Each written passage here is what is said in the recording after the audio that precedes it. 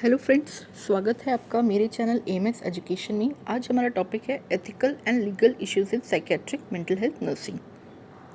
Nurses constantly face करते हैं challenges of making difficult decision regarding good and evil और life and death during their professional duties. So American nurses association ने establish किया code of ethics for nurses, ताकि वो as a framework उसको use कर सके जब भी उनको डिफ़िकल्ट डिसीजंस लेने हों। तो उससे पहले अपन जान लेते हैं क्या होता है एथिक्स, मॉरल बिहेवियर, वैल्यूज़। तो first is ethics. Ethics is the science that deals with rightness and wrongness of action. आपका एक्शन सही है या गलत है, उसके बीच में डिफ्रेंसिएशन बताता है एथिक्स। सेकंड है बायो एथिक्स। ये ऐसे प्रिंसिपल्स है जिसको हम यूज़ करते हैं for the defining the concept of medicine, nursing and allied health. Moral behaviour, ये एक तरह का कंडक्ट है या फिर एक्शन है जो कि रिजल्ट करता है आपके क्रिटिकल थिंकिंग या फिर किस तरह से आप किसी के साथ ट्रीट करते हैं या फिर व्यवहार करते हैं, तो उसको बोलते हैं हम लोग मॉरल बिहेवियर, जो कि ये कंडक्ट है या फिर एक्शन है। फोर्थ है वैल्यूज़। वैल्यूज़ क्या है? एक आइडियल है या फिर कॉन्सेप्ट है जो कि आपकी लाइफ को मीनिंग देता है। तो ये थे main terminologies: ethics, bioethics, moral behaviour, values. Ethics का मतलब था कि सही और गलत के फ़र्क बताना। बायोएथिक्स प्रिंसिपल्स थे जो कि यूज़ होते हैं मेडिसिन, नर्सिंग और एलाइड हेल्थ के कॉन्सेप्ट समझाने के लिए। तीसरा था मॉरल बिहेवियर। ये एक तरह का एक्शन है या फिर कंडक्ट है जो कि आपके क्रिटिकल थिंकिंग और आपका बिहेवियर दूसरों के साथ कैसा है या ट्रीटमेंट कैसा है वो दर्शाता है। और चौथा वैल्यूज़, ये एक आइडियल है या फिर कॉन्सेप्ट है जो कि आपके जीवन को मीनिंग प्रदान करता है। तो हम नेक्स्ट टॉपिक अपना शुरू करते हैं, एथिकल कंसिडरेशंस। इसके अंतर्गत पहला सब टॉपिक है एथिकल डायलेमा। एथिकल डायलेमा क्या है? एथिकल डायलेमा एक ऐसा सिचुएशन है जिसमें एक इंडिविजुअल को चॉइस करना पड़ता है दो अनफेवरेबल अल्टरनेटिव्स। दोनों ही अल्टरनेटिव्स उसको सही भी लगते हैं और एक तरह से गलत भी लगते हैं, लेकिन वो चूज़ नहीं कर पाता। तो ये एक तरह का डायलेमा क्रिएट करता है, क्योंकि हम चूज़ नहीं कर पा रहे हमको किसको सेलेक्ट करना है। दोनों ही इक्वली सही है, इक्वली गलत है। ऐसे केस में कोई एक्शन नहीं लेना ही सही एक्शन माना जाता है। तो ये था एथिकल डायलेमा। नेक्स्ट हम देखते हैं एथिकल प्रिंसिपल्स, जिसमें पहला है autonomy, second beneficence, third is non maleficence, fourth veracity and fifth is justice. ये principles health care worker frequently use करते हैं और उनके लिए हेल्पफुल होता है और उन्हें एथिकल डिसीजन मेकिंग में असिस्ट करता है। तो one by one upon detail देखेंगे। पहला देखते हैं ऑटोनॉमी। ऑटोनॉमी का मतलब होता है कि पेशेंट को हम इंडिपेंडेंटली एक्ट करने के लिए दे रहे हैं।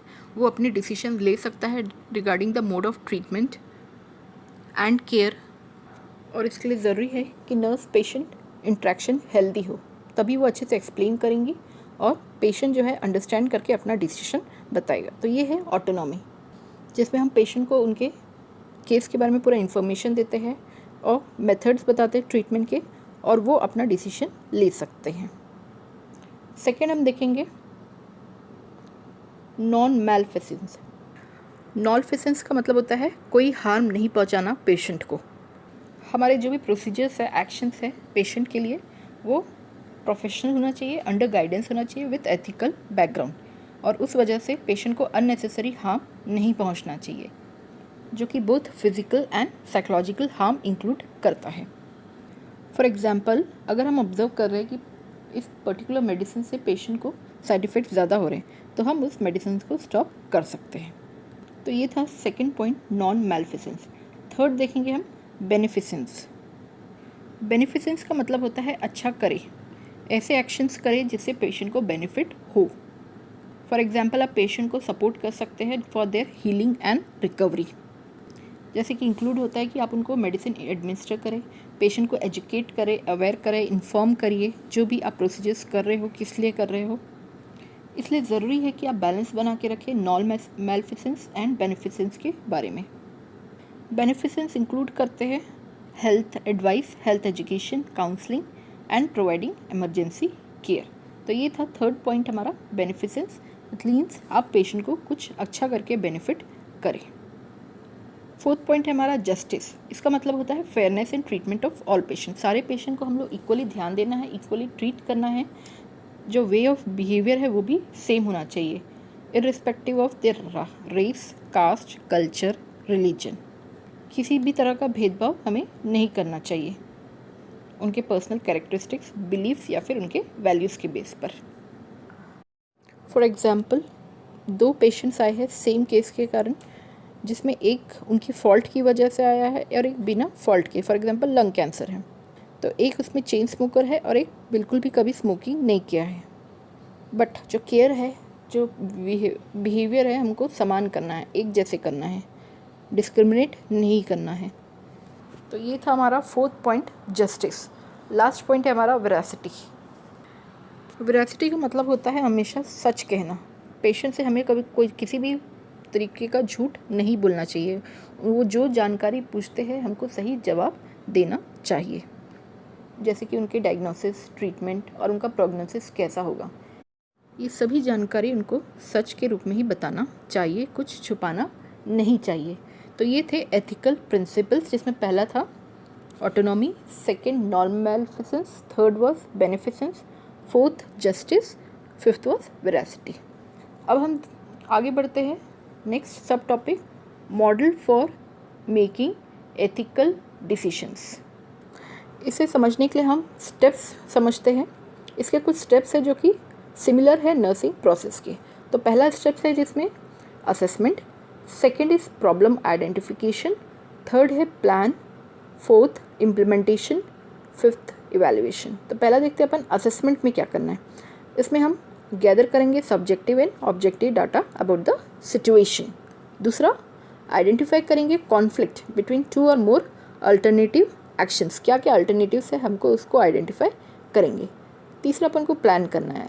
क्या प्लान करेंगे हम? बेनिफिट्स देखेंगे, कॉन्सिक्वेंसेस देखेंगे ईच अल्टरनेटिव के, और कंसिडर करेंगे कौन सा प्रिंसिपल हमको लेना है, कौन सा अल्टरनेटिव हमको सेलेक्ट करना है जो कि हमारे एथिकल प्रिंसिपल्स को फुलफिल करता है। फोर्थ है हमारा implementation, meaning act on the decision made. जो हमने अल्टरनेटिव सेलेक्ट किया है उस पर हमको एक्शन लेना है और सेम डिसीजन दूसरे से कम्युनिकेट करना है। और लास्टली हमको इवैल्यूएट करना है कि जो हमने इम्प्लीमेंट किया वो उसका रिज़ल्ट कैसा आया, सेटिस्फैक्ट्री आया कि नहीं आया। So this was the model for making ethical decision. पहला था assessment, second is problem identification, third plan, fourth implementation and last is evaluation. Very easy. Next अपन देखेंगे, नेक्स्ट हम देखते हैं ethical issues in mental health nursing, जिसमें पहला है right to refuse medication and दूसरा है right to the least restrictive treatment alternative. तो पहला देखते हैं राइट टू रिफ्यूज़ मेडिकेशन। यहाँ पर ये कहा गया कि पेशेंट के पास राइट है कि वो ट्रीटमेंट को रिफ्यूज़ कर सकते हैं अगर लॉ परमिट कर रही है, और साथ ही साथ उनको मेडिकल कॉन्सिक्वेंसेस के बारे में अगर जानकारी है कि अगर वो ट्रीटमेंट नहीं लेंगे तो क्या हो सकता है। तो ये था right to refuse medication. But इसकी भी कुछ लिमिटेशंस हैं, जैसे कि अगर ट्रीटमेंट टीम को लग रहा है कि पेशेंट अगर ट्रीटमेंट नहीं लेगा तो वो खुद को हार्म कर सकता है या दूसरों को हार्म कर सकता है, और अगर पेशेंट का बेनिफिट है ट्रीटमेंट लेने में तो हम इसकी परमिशन ले सकते हैं और उसको अकॉर्डिंगली एक्शन या ट्रीटमेंट प्रोवाइड कर सकते हैं even without his consent. Second point है right to the least restrictive, means उनको रेस्ट्रिक्ट ना करें और उनको फ्रीडम प्रोवाइड करें उनके कंडीशन के अकॉर्डिंग। हमको लीस्ट रेस्ट्रिक्शंस करना है पेशेंट को वाइल गिविंग ट्रीटमेंट। जैसे कि हम उनको ट्रीटमेंट दे सकते हैं आउट पेशेंट बेसिस पे, डे हॉस्पिटल, वॉलंटरी या फिर इनवॉलंटरी हॉस्पिटलाइजेशन में। सिम्टम्स को हम ट्रीट करें बिहेवियरल टेक्निक से, ECT, केमिकल इंटरवेंशंस में, जिसमें कम से कम रेस्ट्रिक्शंस लगे। तो ये था second point, right to the least restrictive treatment alternative. तो ये किस में आया आपका एथिकल इश्यूज। पहला था right to refuse medication and second was right to the least restrictive treatment alternative. तो हमने एथिकल कंसिडरेशन में सबसे पहले देखा था एथिकल डायलेमा, एथिकल प्रिंसिपल्स, फिर model of ethical decision making और लास्ट था एथिकल इश्यूज। अब नेक्स्ट मूव ऑन करते हैं हम लीगल कंसिडरेशंस। इसमें पहला है nurse practice acts. Nursing practice act को रेगुलेट करने से फ़ायदा ये होता है कि हम इसमें इस प्रोफेशन में नर्सिंग केयर में एक स्टैंडर्ड मेंटेन करते हैं और इस तरह से हम पब्लिक को प्रोटेक्ट करते हैं। सो पहले अपन देखेंगे नर्सिंग प्रैक्टिस एक्ट क्या है।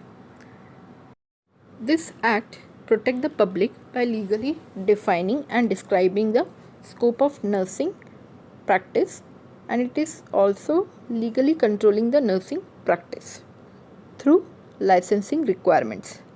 तो ये एक्ट जो है ये लीगली डिफाइन करता है, डिस्क्राइब करता है कि नर्सिंग प्रैक्टिस किस तरह से होना चाहिए, उसके स्टैंडर्ड कैसे होना चाहिए, और लाइसेंस भी वो प्रोवाइड करते हैं based upon the requirement of the standard. इसी के अंतर्गत टर्म है क्रेडेंशियलिंग। ये एक प्रोसेस है जिसमें हम डिटरमाइन करते हैं, मेंटेन करते हैं कॉम्पिटेंस इन नर्सिंग प्रैक्टिस। ये हेल्प करता है मेंटेन करें standard of practice and accountability for educational preparation of its members, जिसमें आता है लाइसेंसिंग और सेकंड है सर्टिफिकेशन, जो कि क्रेडेंशियल के अंतर्गत आते हैं। लाइसेंस एक लीगल परमिट है जो कि गवर्नमेंट प्रोवाइड करते हैं इंडिविजुअल बेस्ड अपॉन हिज और her qualification, year of experience, ताकि वो प्रोफेशनल प्रैक्टिस कर सके within the country. Second है सर्टिफिकेशन।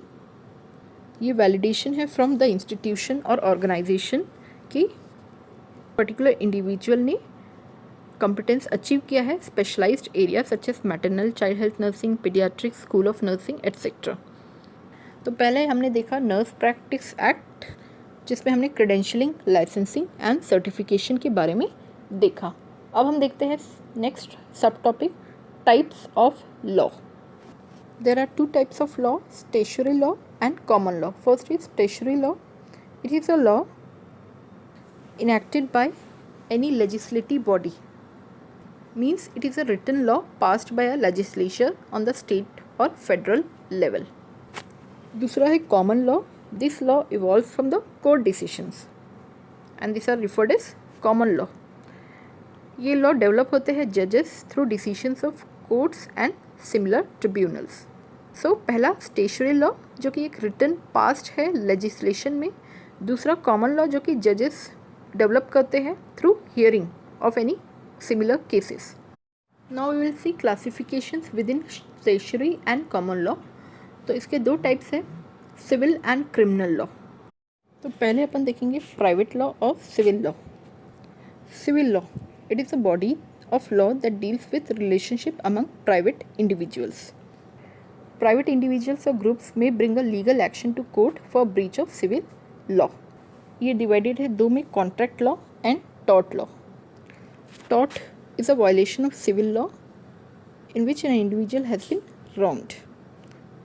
इसमें एक पार्टी दूसरी पार्टी के अगेंस्ट कंप्लेंट करते हैं कि उन्होंने कुछ रॉन्गफुल कंडक्ट किया है और वो कंपनसेशन चाहते हैं इस नुकसान के लिए। टॉर्ट इंटेंशनल भी हो सकते हैं और अनइंटेंशनल भी हो सकते हैं। इंटेंशनल टॉर्ट में touching of another person without the persons consent. Unintentional में नेग्लिजेंस है या फिर माल प्रैक्टिस होता है। दूसरा है कॉन्ट्रैक्ट लॉ। इसमें एक अग्रीमेंट होता है दो पार्टीज़ के बीच में, प्राइवेट इंडिविजुअल्स के बीच में, और अगर उस एग्रीमेंट का कोई पॉइंट फुलफिल नहीं हुआ है तो दूसरी पार्टी या दूसरा इंडिविजुअल कंप्लेंट कर सकता है और कंपनसेशन मांग सकता है। तो ये था दूसरा कॉन्ट्रैक्ट लॉ, जो कि अंतर्गत आता है सिविल लॉ या फिर प्राइवेट लॉ के अंतर्गत। दूसरा हम देखेंगे क्रिमिनल लॉ, जिसे हम पब्लिक लॉ भी बोलते हैं। क्रिमिनल लॉ प्रोटेक्ट करता है from conduct deemed injurious to public welfare. It provide for punishment of those found to be engaged in conducts which commonly includes imprisonment, parole, loss of privilege such as license, a fine or any combination of these. Criminal law का मतलब ये है कि एक relationship है between individual and the government और governmental agencies, जो कि डील करता है safety and welfare of the public को बचाना चोरी से या अदर क्राइम से। तो ये थे दो टाइप के law, civil law and criminal law, जो स्टैट्यूटरी एंड कॉमन लॉ के अंतर्गत आते हैं। अब हम देखेंगे legal issues in mental health nursing, जिसमें पहला पॉइंट है confidentiality. Second inform consent, third is substituted consent, fourth record keeping and fifth is restraints and seclusion. तो पहला अपन देखेंगे कॉन्फिडेंशियलिटी। नर्स पेशेंट रिलेशनशिप के दौरान बहुत सारी इन्फॉर्मेशन गैदर किया जाता है डायरेक्ट या फिर इनडायरेक्ट सोर्सेज के थ्रू, जो कि वर्बल होते हैं या फिर रिटन होते हैं। एज ए नर्स हमें एथिक्स का ध्यान रखना चाहिए ऑफ नर्सिंग प्रैक्टिस, कि जो भी इन्फॉर्मेशन गैदर किया है उसे हमको कॉन्फिडेंशियल रखना है, किसी से डिस्क्लोज नहीं करना है। लाइक उनकी कुछ यूनिक चीज़ें हमको पता चली और उसको हमने अपने कलीग्स के साथ डिस्कस करके गॉसिपिंग क्रिएट करें, ऐसा हमें नहीं करना चाहिए। दिस इज़ कॉन्फिडेंशियलिटी, माने कि हमें उनकी प्राइवेट इन्फॉर्मेशन को किसी और के साथ शेयर नहीं करना चाहिए। सेकेंड पॉइंट है इन्फॉर्म्ड कंसेंट। कोई भी स्पेसिफिक मेडिकल इंटरवेंशन के लिए हमें पेशेंट से साइन लेना चाहिए या फिर रिटन कंसेंट लेना चाहिए। इन्फॉर्म कंसेंट में क्या क्या पॉइंट्स इंक्लूड होते हैं? पहला है पेशेंट का diagnosis, nature and purpose of propose treatment और procedure, mode of administering the treatment, risk and benefit of a propose treatment और procedure, alternative treatment procedures, risk and benefits, and last is risk and benefits of non receiving treatment. तो ये कुछ points हैं जो कि consent में include होने चाहिए। साइकेट्रिक पेशेंट्स में डिफ़िकल्ट होता है पेशेंट से कंसेंट लेने के लिए, वो डिपेंड करता है उनका केस क्या है। तो कुछ पॉइंट्स हमें ध्यान रखने चाहिए, जैसे कि पेशेंट का लीगल एज कैसा है, उनका माइंड जो है वो साउंड है कि नहीं है, सेकेंड उनका intelligence and understanding ability, third ability to express choices कैसा है, कैपेसिटी कितनी है कि वो इन्फॉर्मेशन जो हम ट्रीटमेंट के बारे में दे रहे हैं वो समझ पा रहे हैं कि नहीं है। तो ये कुछ पॉइंट्स हमें साइकेट्रिक पेशेंट्स के लिए ध्यान देना चाहिए, तभी हमको डिसाइड करना चाहिए कि इन्फॉर्म कंसेंट उनसे ले सकते हैं कि नहीं ले सकते हैं। So this was second point, inform consent. Now will move to third point, substituted consent. ये कंसेंट तब लिया जाता है जब हमें लग रहा है कि पेशेंट खुद से कंसेंट नहीं दे पाएगा, तो हम उनका गार्जियन को अप्रोच करते हैं जो कि अथोराइज्ड है उनके केयर के लिए।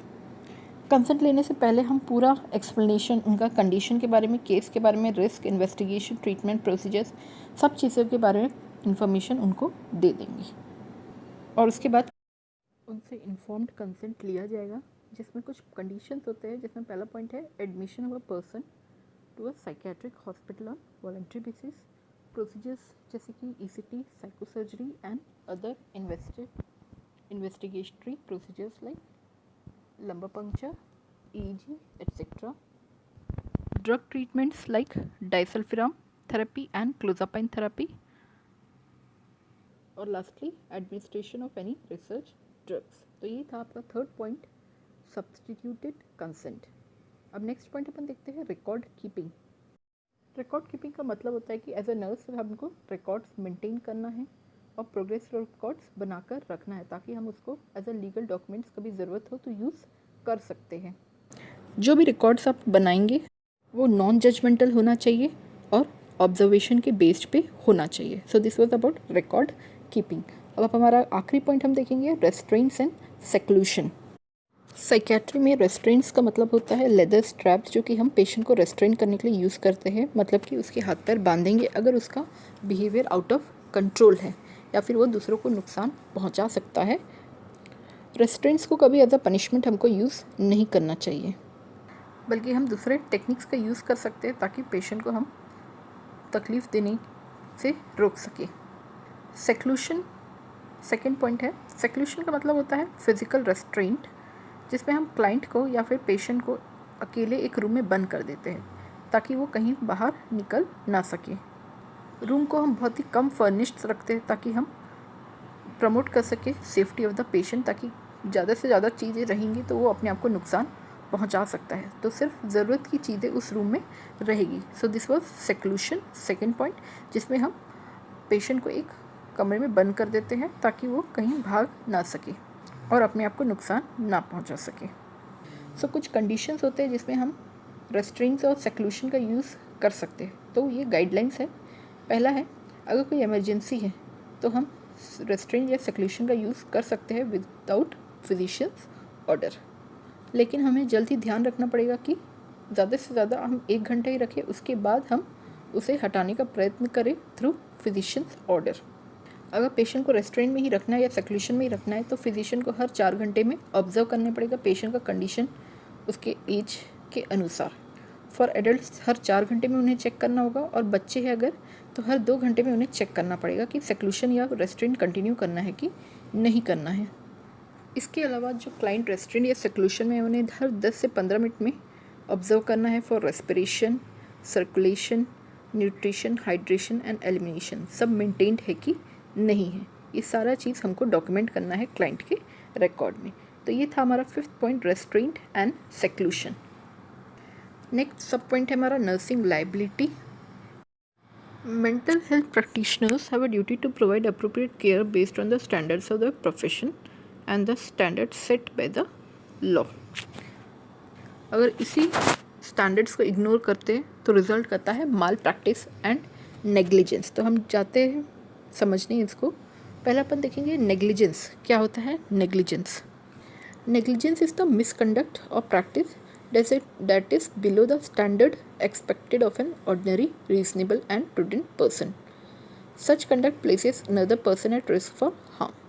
नेग्लिजेंस का मतलब होता है मिसकंडक्ट या फिर ऐसा प्रैक्टिस जो कि स्टैंडर्ड के अनुसार नहीं है या फुलफिल नहीं कर रहा है और उस वजह से दूसरे पर्सन को नुकसान हो रहा है, तो उसको हम बोलते हैं नेग्लिजेंस। सेकेंड अपन देखेंगे मैल प्रैक्टिस। ये एक तरह का प्रोफेशनल नेग्लिजेंस है और ये तब होता है जब इंडिविजुअल अपनी ड्यूटी परफॉर्म कर रहा है एज अ प्रोफेशनल। तो ये था माल प्रैक्टिस मतलब कि प्रोफेशनल नेग्लिजेंस जो अपनी ड्यूटी के टाइम में एक प्रोफेशनल कोई रॉन्ग कंडक्ट करता है और उससे दूसरे इंडिविजुअल को नुकसान होता है, उसे हम बोलते हैं मैल प्रैक्टिस।